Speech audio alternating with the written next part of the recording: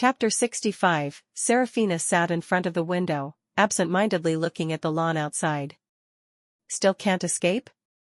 Mom had an accident, Lily accidentally became addicted to drugs, all just like her previous life. Could this be a sign? She can't escape this vicious cycle? But there are only 2 months left, just hold on for another 2 months and it will be fine. Harrison was worried about her mood. He moved all his work supplies here. For the past 2 or 3 days, she had focused all her attention on reading and writing scripts. Today she had an appointment to meet Lucas. Exactly at 2 o'clock, he arrived, hesitated for 10 minutes before placing a square paper bag in her hand. She saw his strange expression and asked, "What's wrong?" Lucas seemed embarrassed. "When I accidentally bumped into Theodore at the company, he saw this medicine." She was stunned. "Then what did you say?" He quickly replied, "I said it was medicine for me to take." Only now did she slowly breathe a sigh of relief. A superficial person like Theodore probably wouldn't think too much. Speaking up to here, he worried, "Miss, I'm not allowed to interfere in your private matters, and I can't investigate what kind of medicine this is, but it seems like you've been taking a lot recently." Her expression became heavy, and after a few minutes, she slowly explained, "Because of a traffic accident, my body hurts a bit."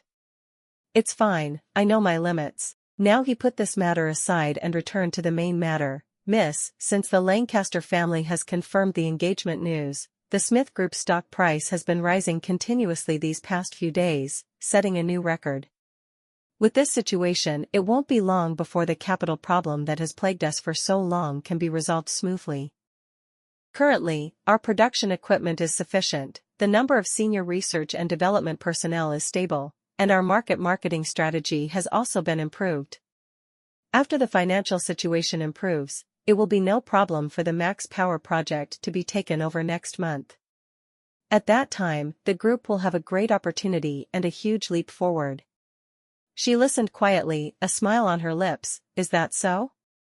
"That's great. Theodore has been performing very well recently, right?" "Yes, while the chairwoman has gradually withdrawn from the management of the group, he has become more and more proficient." "Lucas," she smiled at him, suddenly saying, "You've worked hard since then. You're our family's greatest contributor." Lucas was stunned, his face flushed unnaturally. This loyal but not good at speaking young man immediately felt embarrassed by the compliment. She didn't finish, instead asking, "That's right, how's the matter I asked you to investigate?" He immediately put on a serious expression, handed the document to her, but before letting go, he asked a question, "Miss, is it okay for you to investigate him like this?" Her hand paused for a moment, but she still took the document bag. "What if it's not?" After a long silence, still not daring to open it, she said, "If there's nothing else, you go out first." After Lucas left, she sat there alone, staring at the document bag. After who knows how long, a tingling, numb feeling suddenly rose in her heart. She took a deep breath, trying not to think about it anymore, but it was hard to bear the tickling in her heart. She bit her lip, looking at the time, shorter than the other times, the reaction was stronger than the other times. She tried to relax herself, her fingers trembled slightly as she opened the document bag, calmly and quietly looked through everything before throwing the paper into the shredder. It had only been 5 minutes and she was already trembling. Her whole body was exhausted, cold sweat pouring out. She thought she could hold on for a while longer, but in the end she was defeated, quickly took the medicine Lucas gave her, and poured a handful into her mouth. The painful discomfort gradually subsided, replaced by a strange pleasure that felt like falling from the clouds. She collapsed in her chair, panting heavily. She had always been exhausted and sleepy before, and she had never understood why. It was not until Lily gave her an injection on the boat in Macau that she realized that although her body had changed after she was reborn, the drug addiction in her heart had not disappeared. She remembered the medication for her addiction, so she asked Lucas to find it for her. At first, it wasn't that serious, she thought. With the help of a psychiatrist and her own willpower, she could gradually control it. But recently, her mother's accident had made her unbearable, and she had to start taking large doses of medication again. Her dependence on painkillers became more and more severe, from opium addiction to medication addiction. She curled up in her chair, staring at the ceiling indifferently. Was her fate really the same as her previous life? Then what had all the hard work she had done up until now been for? It turns out that fate really can't be fought back, it's so hopeless. If she really will repeat the same mistake, she will have to fight until the day William dies, until the day Smith wins the max power category. In this life, no matter what, she must protect her younger brother. As long as Theodore's fate changes, that will be a victory for her. In addition, she has another wish, to write a movie about her mother, and now she has an idea. When she has free time, she will call her younger brother to ask about the situation. After her mother's traffic accident, he also has bodyguards following him, all of whom were introduced by Harrison, so she is very assured. During this period of time, Theodore has to reorganize the group, so he needs even more special care. She only occasionally asks a few questions, and every time she hangs up the phone, she can't help but smile. This life is clearly different from the previous one. It's really different. Her leg also recovered very quickly, and the cast was removed. Because Harrison had always been with her before, work had piled up, and these past few days he had been busy handling work, but he often brought documents to work and play with her.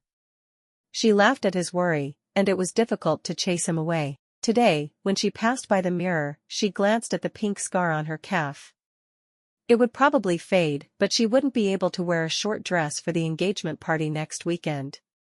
At this moment, she saw Harrison appear at the door.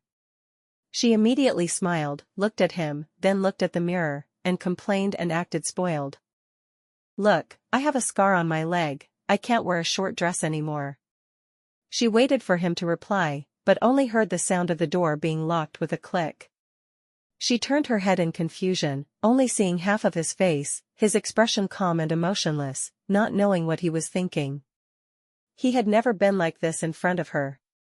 She naturally guessed that something was wrong, and asked, "What's wrong?" He turned to look at her, as calm as he was in the past, as he was before he had ever dated her. "Grandpa and I have discussed it. We feel that we should wait until you fully recover before continuing with the engagement ceremony." She was both regretful and anxious, but thinking that it was probably Grandpa's decision. He was also in a difficult position, so she stepped forward, put her arm around him, and gently raised her head to look at him. "Actually, I'm fine now, but I'll just listen to Grandpa." He looked at her. These past few days her expression had been much brighter, her face was rosy, and her eyes were also more sparkling. He felt a pang in his heart, but he still couldn't help but reach out and caress her soft cheeks. She obediently let him caress her, her clear eyes sparkling, her appearance just like when she was usually with him, simple and innocent, as if he could see through her inner thoughts with just one glance. But he discovered that he had never seen through her. She saw his cold eyes and frowned in doubt, pressing her hand against his angular face. "Harrison, what's wrong with you?" He looked at her intently for a while. Suddenly the corner of his lips curled up, but there was no smile in his deep eyes. "Remember what you said, no matter what happens, don't keep it to yourself. After thinking carefully, you will tell me?" She was stunned. "Remember." "Then, do you have anything to say to me?" The smile on her face disappeared. She instinctively took a step back, keeping a distance from him. His hand that was stroking her cheek also hovered in midair. He slowly withdrew his hand and looked at her. Her guarded expression hurt him, but he pretended not to, his deep eyes showing no emotion, remaining silent long enough for the sun to set in the west, before asking, "Why are you investigating me?" She relaxed her face, her heart sank, feeling heartbroken, not for herself but for him, because he had been betrayed by her. She didn't want to deceive him anymore. Her face was serious. She calmly said, "You've wanted to overthrow the Kensington family for a long time, right? You also wanted to take over the Ashford family and the Martin family, so I couldn't help but think, what about my family? Do you want to swallow my family too?" "I've investigated and found that 10% of the Smith Group's floating shares in various companies around the world are actually all in your hands." She suddenly looked up at him, feeling hurt and angry. "Didn't you also lie to me? If it wasn't for my aunt and grandmother attacking the Kensington family this time, what would you do? If it weren't for me, what would you do?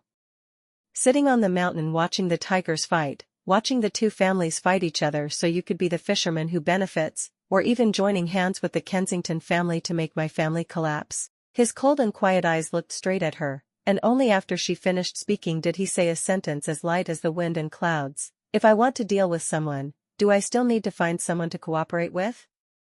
Still that arrogant look. That's right, she suddenly felt angry at his calmness, and laughed bitterly. How good are you? Whoever you want to die today, that person won't live past tomorrow. If one day you want to destroy the Beaumont family, Theodore and I definitely won't be able to escape either. So in her heart, he is just that? His eyes darkened, his expression was very unpredictable. You really know a lot of things. So do you know, I could have destroyed the Kensington family since Macau, but because of you, I used the family's criminal evidence to negotiate terms with Mia, so the plan to destroy failed. As for the 10% of Smith, yes, in the hands of the Lancaster family there are shares of large corporations, of course your family will be included in it. But because of you, my grandfather and I are preparing to use that 10% as a dowry. She suddenly became dumbfounded. She didn't know, the things he said, she didn't know anything. That's right, just hearing Vincent's words made her suspicious, thinking that perhaps her family's destruction in her previous life was related to him, and that this life might not be able to change the outcome of her previous life, so she didn't trust him. But how should she explain? Saying it was because of her previous life? Looking at his cold and unfamiliar face, she knew that her lack of trust and scrutiny of him had reached his limit. It was clear that he was the one who was hurt, but why did her heart ache so much? She had never hated her own suspicions so much, but more than that, it was the pain. That's right, someone like her who carried a heavy past, someone like her who didn't trust anyone, should actually be alone. And he had been wandering alone for so many years, hadn't he also accumulated those wounds? Two people who are not perfect like this really shouldn't be together, no matter how careful they are, no matter how warm and intimate they pretend to be, but just a little touch will immediately make them bristle in self-defense. Actually, they shouldn't be together anymore, right? The negative emotions that had accumulated during this time had completely exploded. She immediately felt extremely desperate, her heart ached as if it had been drilled. She didn't know why it hurt so much. At first it was clear that he was just a marriage partner for her to rely on, but when she wanted to say it, why was it so difficult?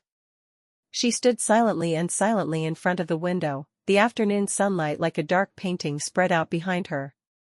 She was still wearing white clothes, pure and innocent like a princess in a European mural. Her face flushed with the evening sun was also calm and peaceful, as if she were relieved. She let out a soft breath. It's my fault. I don't trust you enough. It's better if we don't stay together anymore, right? She spoke with an empty heart, a feeling of dizziness rising in her head, and her limbs began to weaken. After hearing her words, his expression remained unchanged, looking at her coldly. After a while, he suddenly walked towards her. She was stunned, and only when he got closer did she suddenly come to her senses and dodge, but his cold fingers had already run through her long hair, holding her tightly behind her neck, so strong that she couldn't move. Holding him so close, she discovered that the underground currents in his deep black eyes had begun to flow, as if he was trying to hide something. His words were strangely cruel and unwilling. Why, isn't everything I've done enough to reassure you? She was scared stiff by his aura, but the painful feeling of being stung by thousands of ants suddenly surged up in her heart. She trembled, almost unable to bear it anymore. She wanted to struggle but he held her even tighter. He gritted his teeth and said each word, I already love you, and you want to run away? Her heart trembled. She never thought that the first time she said the words of love would be in a situation like this, but she didn't have time to be moved. In her mind there was only one thought, she couldn't let him see her like that. She angrily and domineeringly yelled at him. Let go, I told you I'd break up with you. Did I agree? He said he loved her and then received this response, which made him furious. He pulled her closer to him, lowered his head and bit her lips with all his might. A faint protest came from between her teeth, but before she could finish speaking, he swallowed it. She knew he was really angry, his grip was so strong that he almost wanted to crush her. He lowered his head very deeply, biting and sucking her lips and tongue almost to vent his anger, making her unable to breathe. She trembled, her heart felt like it was being squeezed. The suffocation suddenly came, making her want to pull away, but his hands held her very tightly. Just one step and he pressed her against the wall. She was kissed until her face was dizzy. The tingling sensation rushed into her heart, but she couldn't tell if it was because of him or because of the addiction. Her body trembled continuously. In the blink of an eye it was as if thousands and thousands of poisonous worms were biting her heart. Unable to stop the despair and sadness. She was extremely miserable, tears also welled up. He heard her sobbing, his heart sank, and immediately after, he tasted the salty taste of tears in his mouth. She was crying? She hated him that much? He left her lips, saw her face filled with tears, her body was depressed and gloomy. He let her go completely, took a step back before he could see clearly. The light outside was warm, but her face was terrifyingly pale. He realized something was wrong. Just as he wanted to pull her away, she suddenly jumped to the table, her hands trembling as she pulled open the drawer, pulling out a bunch of large and small medicine bottles. He was startled. She was like crazy, frantically opening a bunch of medicine bottles, but they were all empty. She was not willing to give up, searching for each bottle one by one, the sound of the bottles hitting each other in the drawer. He hurriedly walked over, picked up the bottle and took a quick look, immediately realizing.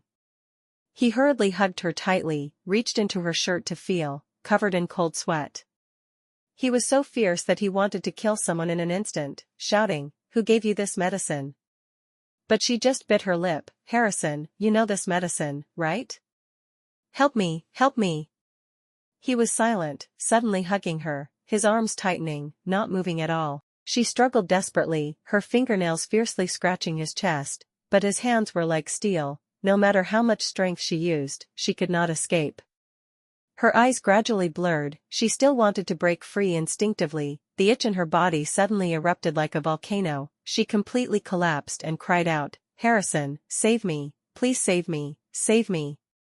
He clenched his teeth, his deep eyes filled with pain and sorrow, mixed with hatred that had no place to vent. The person in his arms was struggling like a trapped animal, punching and kicking wildly. Every scream she made was like a knife stabbing into his chest. But he still wouldn't let go. Even if he died he wouldn't let go. She didn't know how long the two of them maintained this confrontation, perhaps because she had exhausted her physical strength too much. She finally couldn't make trouble anymore, turning into violent convulsions, her body trembling violently. In just a moment, her body was already drenched in sweat, her white shirt stuck to her body, her hair was also dripping. She bit her lip, her eyes were tired as she looked at him, her mouth trembling as she spoke. "Harrison, I'm going to die. If you don't save me, I'd rather die." He stared at her inhuman appearance, his heart bleeding, in pain. "Serafina, you can't do this. If you drink any more, you'll die." "But now I'm dead." She screamed in pain, her body convulsing again. She used all her strength to hold his hand, begging lowly, "Can you tell someone to bring me medicine? As long as you save me, I will definitely obediently listen to you from now on. Whatever you say I will listen, whatever you tell me to do I will do, okay? Save me, save me." She was in extreme pain, then desperately resisted, but could not escape his control.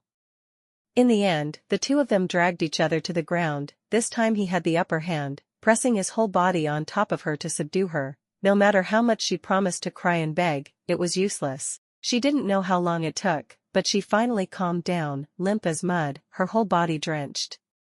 Even he was covered in sweat. He lay dejectedly on the carpet next to her, eyes wide open, quietly looking at her. She slowly closed her eyes, as if she had fainted from exhaustion, but he knew she was still conscious. It was just that everything just now had made her unable to open her eyes anymore. The sun had completely set in the west, the evening scene was gradually closing, everything in the room was covered with a thin layer of dust, only she was pure white, her clothes were white, her face was also white. He reached out, sadly caressing her face.